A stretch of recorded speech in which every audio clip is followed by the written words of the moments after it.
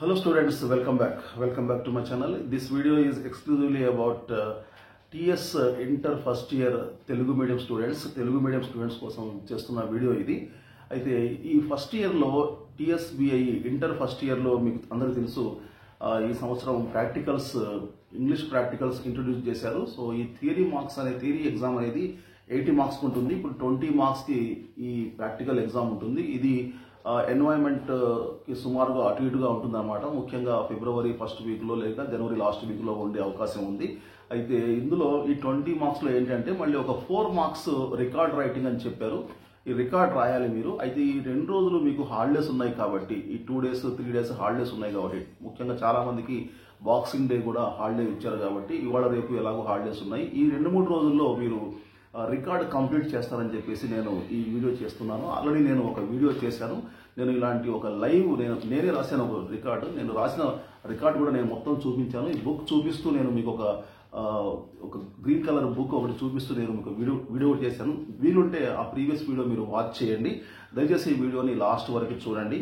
అయితే ఇక్కడ అసలు రికార్డ్ అనేది ఎలా రాయాలి, దేంట్లో రాయాలి, అసలు ఏం రాయాలి, ఇక్కడ ఏమన్నా A4 షీట్ పేపర్ యూజ్ చేయాలన్నా, లేకుంటే ఒక క్లాస్మేట్ నోట్స్ కానీ అలాంటివి ఏమైనా యూజ్ చేయాలన్నా, 100 పేజెసా 200 పేజెసా, లేక సైన్స్ రికార్డ్ లాంటి రికార్డ్స్ యూజ్ చేయవచ్చా, లేక కాలేజీ వాళ్ళు ఏదన్నా సపరేట్ రికార్డ్ ఇస్తున్నారా, దాదాపు బయట పబ్లిషర్స్ వాళ్ళు కూడా రికార్డ్స్ అని ఇస్తున్నారు, అలాంటివి యూజ్ చేయవచ్చా, ఇలాంటి చాలా డౌట్స్ ఉన్నాయన్నమాట. అయితే లాస్ట్ మంత్ November 14th అనుకుంటా అప్పుడు మనకి ఒక 1 వీక్ పాటు ఆ వారం మొత్తం కూడా ఇంటర్ బోర్డు వాళ్ళు ఒక ఓరియంటేషన్ ఇంగ్లీష్ ల్యాబ్ గురించి ఒక ఆన్లైన్లో ఓరియంటేషన్ క్లాస్ నిర్వహించారు 1 వీక్ పాటు.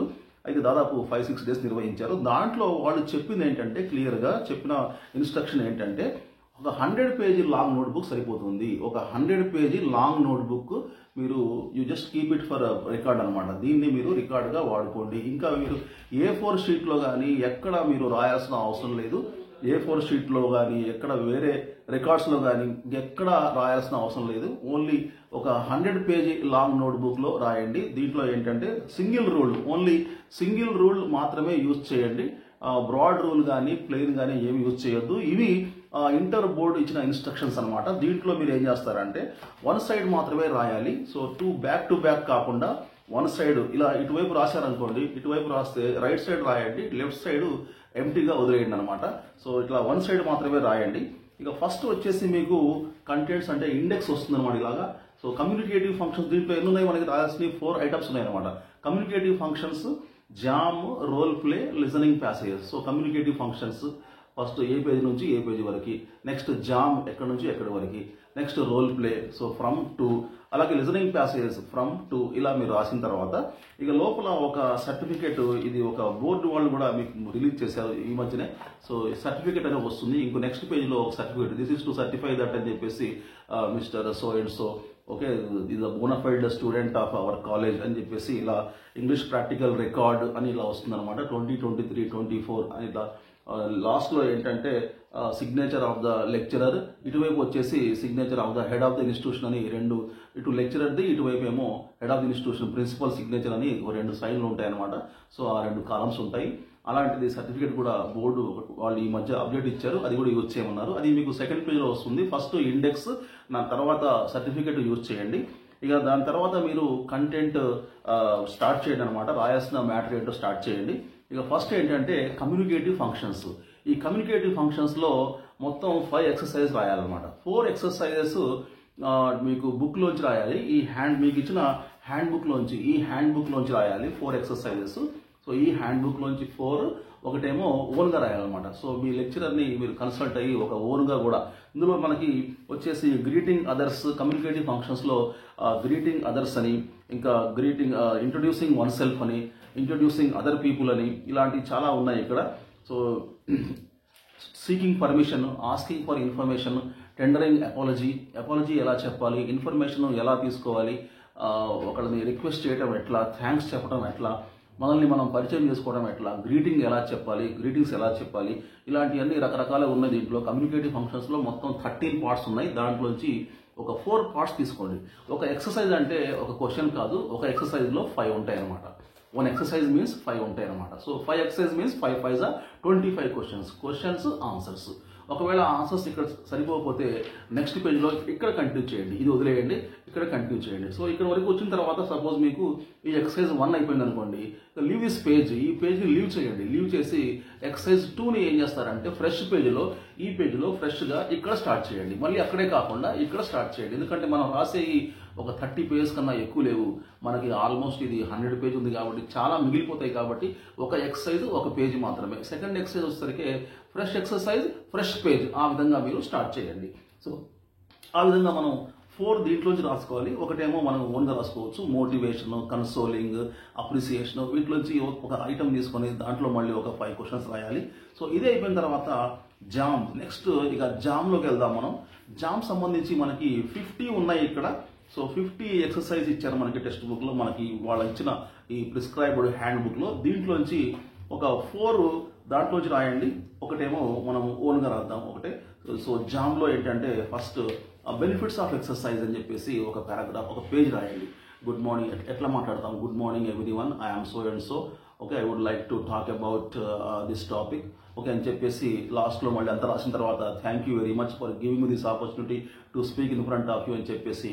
సో ఒక టాపిక్, ఒక ఎక్సర్సైజ్ ఒక పేజ్లో అనమాట. ఇది బెనిఫిట్స్ ఆఫ్ ఎక్సర్సైజ్. నెక్స్ట్ ఇంకో పేజ్లోకి వెళ్తే సెకండ్ అనమాట, సెకండ్ పేజ్లో ఇలా జామ్ సంబంధించి కూడా 4 ఈ బుక్లోంచి రాయండి, ఈ బుక్లోంచి 4 రాయండి. ఒకటి ఓన్గా రాయండి, ఏదన్నా మై మదర్ కానీ మై ఫ్యామిలీ కానీ ఇంకేదన్నా సపోజ్ వేరే టాపిక్ తీసుకొని అందులో లేని టాపిక్ ఒకటి ఓన్గా రాయండి. నెక్స్ట్ రోల్ ప్లే కూడా సేమ్, రోల్ ప్లే కూడా ఒక 5 టాపిక్స్లో 4 ఈ బుక్లోంచి రాయండి. డైలాగ్స్ అనమాట, సిచ్యువేషన్ డైలాగ్స్, ఒకటేమో ఓన్గా రాయండి. Okay, so between student and teacher, between warden and teacher, between doctor and patient, between customer and salesmen, shopkeeper and salesmen, receptionist and the candidate, interviewer and interviewee, అలా ఏదో ఒక situation తీసుకొని ఒక dialogue రాయండి. ఇద్దరు ఇలా మాట్లాడుకుంటారు ఏంటి, క్వశ్చన్ రాసి దాని కింద డైలాగ్ రాయండి.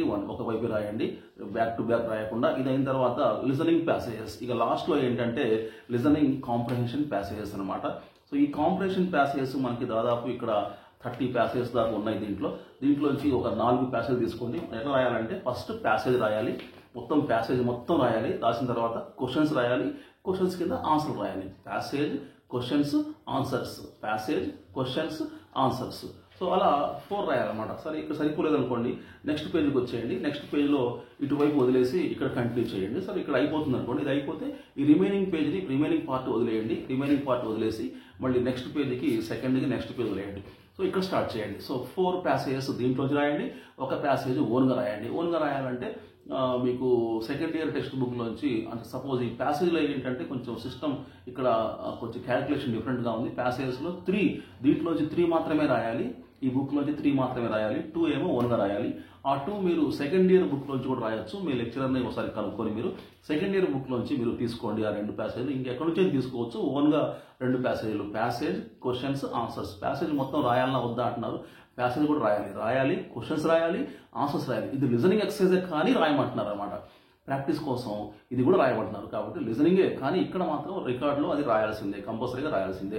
దాంతో అయిపోతుంది అనమాట. సో మనకి ఎన్ని ఉన్నాయి ఇక్కడ, కమ్యూనికేటివ్ ఫంక్షన్స్ 5 ఎక్సర్సైజెస్, 4+1 4, దీంట్లోంచి ఒకటేమో ఓన్గా.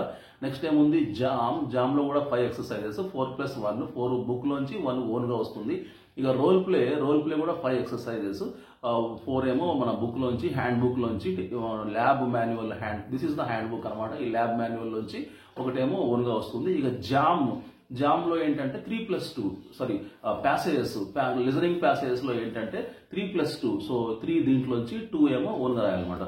రాస్తే అయిపోయినట్టే అనమాట. సో అయిన తర్వాత దీనికి ఒక కలర్ చార్ట్ పేపర్, ఏదైనా చార్ట్ పేపర్ ఒక కలర్, మీరు మరి లెక్చరర్ ఏ కలర్ ప్రిస్క్రైబ్ చేస్తున్నారు, జనరల్ ఏంటంటే ఒక్కో సెక్షన్కి ఒక్కో కలర్ అట్లా, ఎందుకంటే వాటిని సెగ్రిగేట్ చేయడం ఈజీగా ఉంటుంది అట్లా, లేకుంటే బాయ్స్కి ఒకటి గర్ల్స్కి ఒకటి అలా కూడా చెప్తున్నారు. సో మీ లెక్చరర్ ఒకసారి కనుక్కొని కలర్ చార్ట్ పేపర్ దీనికి అట్టలాగా కవర్ చేయండి. కవర్ చేసిన తర్వాత ర్యాప్ చేసిన తర్వాత, ర్యాప్ అప్ అయిన తర్వాత ఇక్కడ మళ్ళీ మీ నేమ్, సెక్షన్, రోల్ నెంబర్ అంతా చక్కగా రాసి, signature of the lecturer, signature of the principal అని చెప్పేసి లోపల సర్టిఫికేట్ ఏం రాశారో అది ఇక్కడ హ్యాండ్ పెన్ రాయొచ్చు, లేకుంటే ప్రింట్అవుట్ తీసుకొని చక్కగా ఇక్కడ పేస్ట్ చేయండి. పేస్ట్ చేసి కలర్ పేపర్ మీద పేస్ట్ చేసి మీ సైన్స్ రికార్డ్ ఎలా అయితే ఇస్తారో సెకండ్ ఇయర్ వాళ్ళు ఎలా ఇస్తారో అలా ఆ రికార్డ్ని మీరు సబ్మిట్ చేయండి. ఈ 2-3 రోజుల్లో కంప్లీట్ చేసిన తర్వాత దయచేసి రికార్డ్ని వీలైనంత తొందరగా మీరు కంప్లీట్ చేస్తే మీకు రిలీఫ్ ఉంటుంది. తర్వాత మీరు ఇంకా 80 మార్క్స్ పేపర్ మీద మీరు కాన్సన్ట్రేట్ చేయొచ్చు. ఎగ్జామ్స్ దగ్గరలో ఉన్నాయి కాబట్టి ఇప్పుడు త్వరలో ప్రీ ఫైనల్స్ ఉంటాయి కాబట్టి మీరు రికార్డ్ వర్క్ అయిపోతే ప్రీ ఫైనల్స్ మీద మీరు కాన్సన్ట్రేట్ చేయొచ్చు. ఈ రికార్డ్స్ని ఏం చేస్తున్నారంటే బోర్డు వాళ్ళు ఏం చెప్తున్నారంటే దాదాపు 1 ఇయర్ వరకు ప్రిజర్వ్ చేయాలి. లెక్చరర్స్ ఏం చేస్తారంటే 1 ఇయర్ వరకు దీన్ని జాగ్రత్తగా భద్రపరచాలని చెప్తున్నారు. కాబట్టి రికార్డ్స్ అనేది చాలా ఇంపార్టెంట్. సో ఈ విధంగా మీరు రికార్డ్ రాయండి. నేను ఒక రికార్డ్ సంబంధించిన ఒక PDF ఫైల్ యొక్క నేను లింక్ కూడా ఇంతకుముందు ఇచ్చాను. మళ్ళీ వీడియో డిస్క్రిప్షన్లో ఇస్తాను, లింక్ ఇస్తాను. మీకు డౌట్స్ ఉంటే అవి చూడొచ్చు, మీరు దాన్ని రిఫర్ చేయండి. Okay friends, thank you very much. See you very soon. Till then take care. Bye bye. జై హింద్.